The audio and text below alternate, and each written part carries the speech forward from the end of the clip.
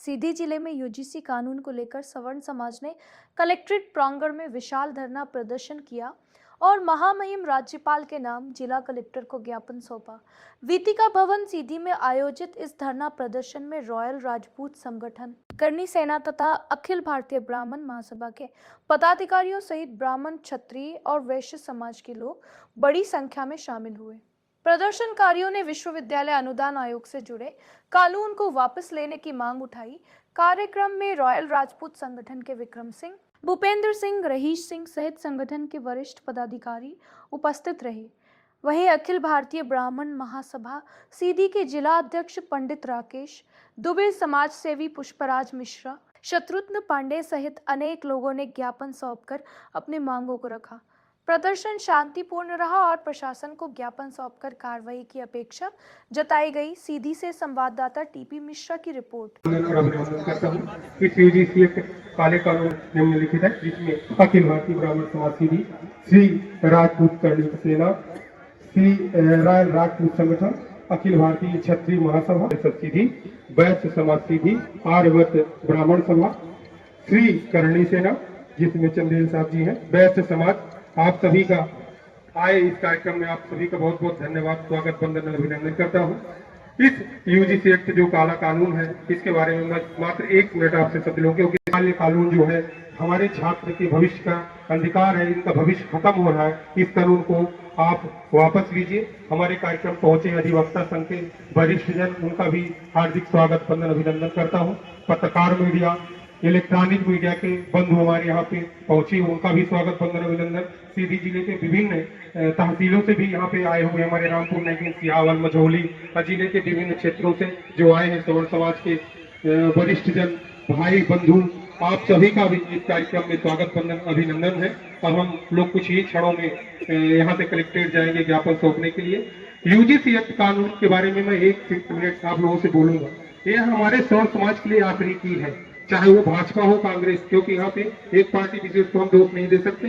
भारत देश की जितनी भी पार्टियां हैं, इन्होंने सामूहिक रूप से यह एक बनाया है स्वर्ण समाज के विरोध। हम कर रहे हैं, घर से दौड़ रहे हैं, किसके लिए? अपने बच्चों के लिए। जब हमारा बच्चों का भविष्य ही सुरक्षित नहीं रहेगा तो इन पार्टियों के पीछे हमें झंडा लेकर भागने की जरूरत नहीं है। हम सिर्फ झंडा लेंगे कि हम अपने बच्चों के भविष्य के लिए लेंगे। आज समय आ गया है कि अब इन पार्टियों, चाहे भाजपा हो, कांग्रेस हो, सपा हो, जो भी पार्टियां हैं, इनमें जो भी सवर्ण समाज के हमारे वरिष्ठ जन हैं, कृपया आप अपनी बात को बुलंद करिए। हमारे बच्चों का भविष्य है, यह आखिरी कील स्वर्ण अखिल भारतीय ब्राह्मण समाज है, उनका स्वागत, वंदन। श्री राजपूत करणी सेना की सभी टीम का स्वागत, वंदन। साथ में रायल राजपूत के सभी पदाधिकारियों का स्वागत, वंदन, अभिनंदन। ब्राह्मण समाज के जितने भी संगठन हैं सभी का स्वागत, वंदन। साथ में हमारे सभी वैश्य समाज के संगठन, कायस्थ समाज के और सवर्ण समाज के जितने भी स्वागत, वंदन, अभिनंदन। समय का अभाव है कि जितने भी दूर दराज से आए हुए, चाहे छात्र नेता है, बिहार के प्रिंट मीडिया, इलेक्ट्रॉनिक मीडिया से आए हैं, सभी का स्वागत, वंदन और आभार समय देने के लिए। क्योंकि यूजीसी काला कानून हम सब के लिए, हमारे छात्रों के लिए वो दिन हो गया है जैसा कि हम सब एक साथ बैठ के एक अच्छा सा जीवन यापन कर रहे थे, लेकिन शासन की, प्रशासन की ये जो नीतियां खासतौर पर यूजीसी का आया है कि जो SC ST OBC है वो हमारे सभी सवर्ण वर्ग से अलग करने की एक नीति है। तो हम सब इसका खुला मंच से विरोध करते हैं और मैं अपने चंद लाइनों से अपनी बात को यहीं से विराम करूंगा, चूंकि ये समय का अभाव है। तो हम अभी से क्या बताएं, क्या हमारे दिल में है, दिल में है। जय हिंद, जय श्री राजपूत करणी सेना। यहाँ के हिंदुओं की भावना को देखते हुए अभी सरकार ने स्टेप नहीं लिया है। सरकार आज भी चाहती है कि हमारे देश में जाति के नाम पर और भाषावाद के नाम पर, आप देखेंगे महाराष्ट्र में इसका पहले बीजेपी सरकार थी जो जम्मू कश्मीर में, ये बताइए जम्मू कश्मीर में जो आतंकियों की साथ देती थी, आतंकियों के साथ थी, उसका सपोर्ट कौन किया था? बीजेपी सरकार ने की थी। और आज भारत में हिंदुओं को बांटने का षड्यंत्र, जिस तरह से औरंगजेब ने अपने प्रिय पिता को राजनीति के लिए, सत्ता के लिए अपने बाप को पानी बिना मार दिया था, उसी तरह से भारतीय जनता पार्टी की सरकार राम और तमाम वर्ग को ऐसे ही जैसे बांग्लादेश में तड़पा तड़पा के लोगों को मारा जाता है, हिंदुओं को मारा जाता है, ऐसे ही समय आएगा जब हमारे देश में भी मारा जाएगा। और कुछ लोग अभी आए बोलेंगे सरकार ने इसके भैया एक कोर्ट स्टे ली है, सरकार ने लाई है और ब्राह्मण ठाकुरों को लड़ाना चाहती है। किससे लड़ाना चाहती है? एसटी ओबीसी को भी साफ ये कर दी है कि आप लोग लड़िए, ब्राह्मण ठाकुर को 15 से 20 साल बाद दिला दीजिए। और जिस दिन सवर्णबागी हो जाएगा तो ना भारत की मिलिट्री काम करेगी, न पुलिस काम करेगी, कोई काम नहीं करेगा। इन नेताओं के काले कारनामे घरे की घरे रह जाएंगे। इन्हीं शब्दों के साथ विक्रम सिंह चौहान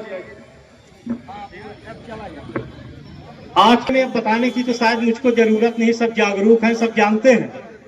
आप लोगों से सिर्फ यही निवेदन है कि आप लोग एकजुट रहिए और इस काले कानून के खिलाफ सभी लोग एकजुटता का परिचय दीजिए।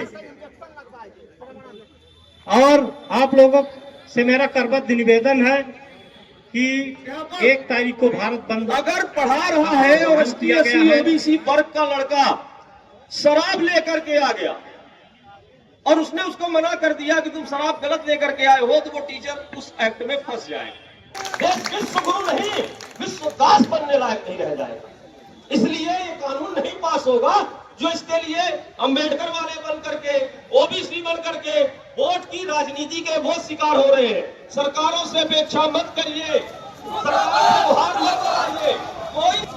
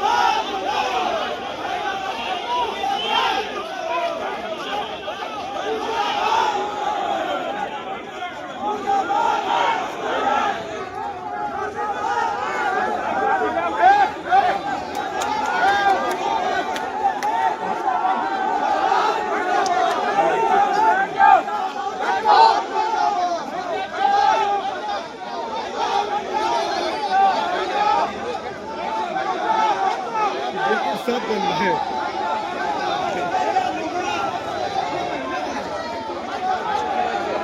वगैरह सब